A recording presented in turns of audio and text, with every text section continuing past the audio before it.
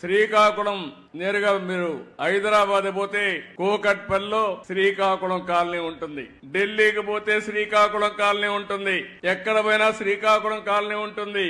ఆర్మీలో ఎక్కువ ఎవరు దేశాన్ని కాపాడడానికి పనిచేస్తారంటే దానికి చిరునామా కూడా మళ్లీ శ్రీకాకుళమే.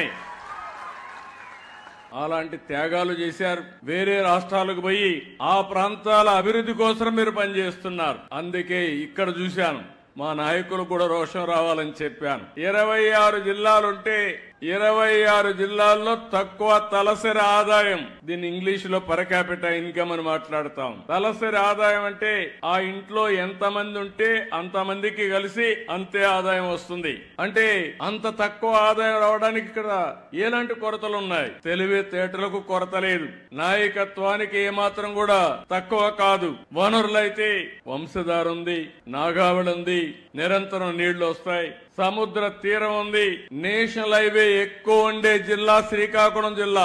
ఇంకో పక్కన గనులున్నాయి, బంగారు బండే భూమి కూడా ఉంది. ఇవన్నీ ఉన్నప్పటికీ కూడా ఇంకా వెనుకబడి ఉన్నారు.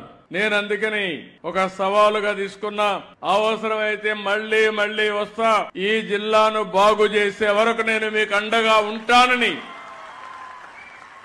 ఈరోజు మీకు మాట ఇస్తున్నా.